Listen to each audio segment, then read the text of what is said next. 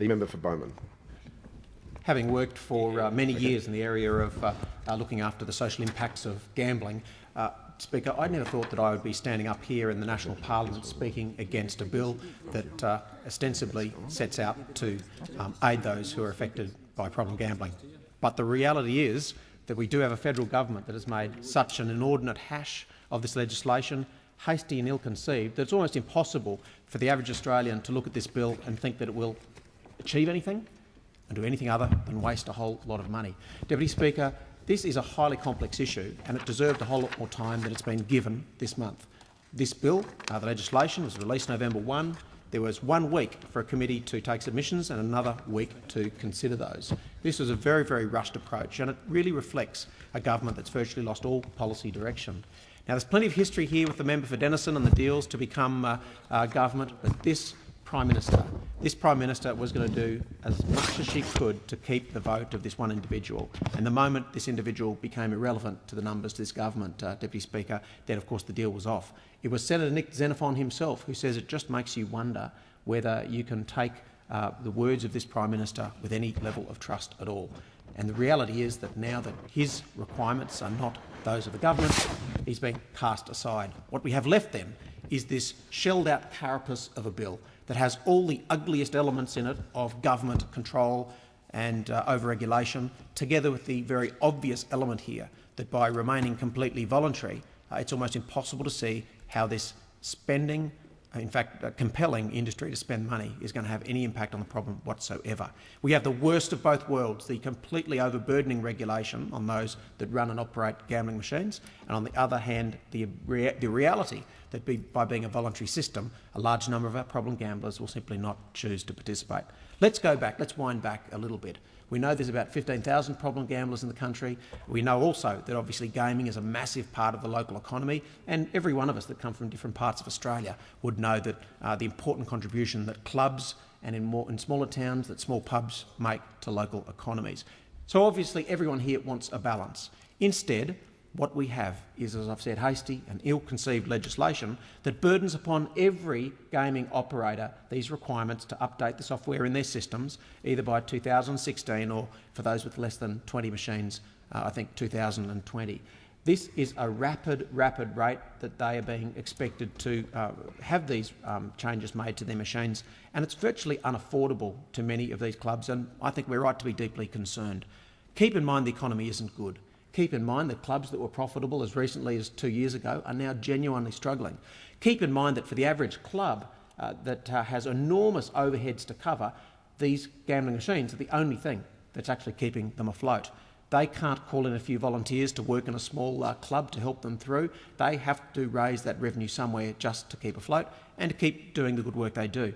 Every dollar that they lose, that they pay to government, in what I'm calling the government's gambling tax, in the form of a gambling regulator, oh no, I hear everyone sigh, yes, another regulator, is just a dollar that doesn't go to community organisations in the local neighbourhoods of these clubs. So that's the dollar that's taken away by the government. Let me focus on 3 areas in the 10 minutes that I have. The first is the proposal last year of a mandatory pre-commitment trial right here in the ACT. Secondly, I want to look at some of the technical problems with the bill as it's been proposed. And then third, because I actually have obviously a regional and remote focus, how this legislation would affect the small communities around this great nation. Well, the ACT trial. I can remember a hastily cobbled together conference involving Jenny Macklin, Katie Gallagher and of course the head of Clubs ACT. And this was the first jurisdiction to agree to a proposed trial of mandatory pre-commitment technology.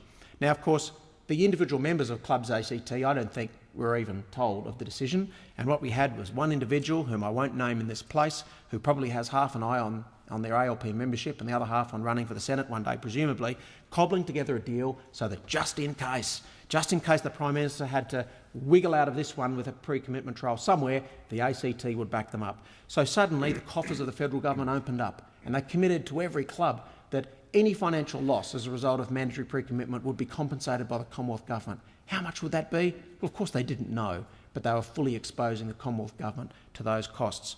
Then, of course, we had all of the clubs. Let's go through them. Ainslie Football Club, the Raiders Football Club. Let's go out to East Lakes, Woden Valley Rugby Union Club, Southern Cross Club, the Burns Club, all different configurations of clubs coming together and saying, what on earth are we doing here? Mandatory pre-commitment in the ACT so that anyone who's not terribly keen on that idea drives to Queanbeyan, and those who aren't too keen there just drive to the next town and gamble on the pokies there. That's right, ridiculous distortions across a jurisdictional boundary, but this was not about fixing the problem, Deputy Speaker. It was about a get-out-of-jail card for the Prime Minister so she could appease the then member for Denison. Of course, it all went pear-shaped and the clubs were in complete distress. Ainsley Football Club, I recall, had already written up a $600,000 annual loss for the previous financial year, and I have grave concerns that it could be 3 times as much this financial year. This club was in no position to have mandatory pre-commitment foisted upon them, but of course together with every ACT club, that was exactly what was going to happen. That's assuming that this government even intended on carrying out this trial at all. No, it was a stopgap measure just in case they had to. It was a political solution to a problem of staying in government. Now in the end, of course, this, like so many other government commitments, just evaporated away, because in the end they weren't cornered, painted into a corner and forced to do it. So you know what, of course this government simply doesn't do it, and that proposal as an ACT trial never happened. I mean, just to move on from these grubby political deals and look at the technical complexity of walking into a club with between 20 and 200 machines and giving them a timeline for them to change over their machines and then telling them they're going to have to pay for it. I mean, let's remember that over 91 cents in the dollar is returned to the gamer. There's a small amount taken by the state government and a very, very small proportion that's retained by the operator of these machines. So they are, in many cases, barely viable. And what this government doesn't realise when it comes up with these grand plans of national regulation is that it's usually the smallest and most vulnerable clubs that are the most affected. And what we see is that in many cases the big guys are okay, but it's the small clubs that simply can't wear the burden of this additional requirement from the federal government. Now, of course, the plan sounds okay, doesn't it? We've all got a card and you can't go anywhere without using the card. You can sign up for the card if you want to. If you don't want to, you simply have no card. Therein lies the first big flaw. I have no problem with voluntary pre-commitment, but if you're going to mandatorily tell every club, casino and pub in the nation to wire up their systems, then you want to be getting a decent return on that massive, massive cost. And the reality is this is a federal government that had no money to spend, no will to give, and before you knew it, that's right, they were dreaming up yet another tax so that the operators themselves paid for all of these costs. These are free and independent operators being lumbered with another requirement. This is the Gillard government's dream of a massively regulated sector. In the end, and I have to keep going back to it, being utterly voluntary, there was almost nothing one could do to engage a problem gambler who didn't want to be part of that pre-commitment. That hasty approach, and we've listened to Gaming Technology Australia, who said that you simply couldn't amortise those kind of requirements into the operations of many, many clubs in the years that were provided. But it's a government that hasn't listened. And if you go out to the small towns where there's very, very low numbers of machines, the great challenge for these smaller operators is to keep having a new machine. I mean, players get bored of old machines. So when you're a very, very small operator, replacing those machines regularly with new ones comes at extraordinary costs. So when you lay another regulatory burden on them, they simply can't turn over their machines, and gamers seek out those new machines and they go to larger venues with more games, more flashing lights, more hyperlink machines that are even more addictive, and it's the small providers who lose. Of course, that's all been lost in this government's rush towards this legislation. This has been a government that hasn't listened in the area. It's a government that's really turned gaming into a political pawn. They've only played the piece and moved them forward when it looked like they might lose government, and that's been the great tragedy. It's been yet another commitment that's been made in order to get the support of an independent member so that this government can sit on that side of the chamber.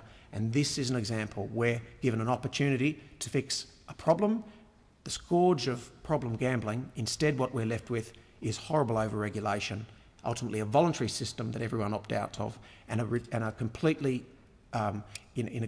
unacceptable timeline for the businesses who in the end will wear the burden of this regulation.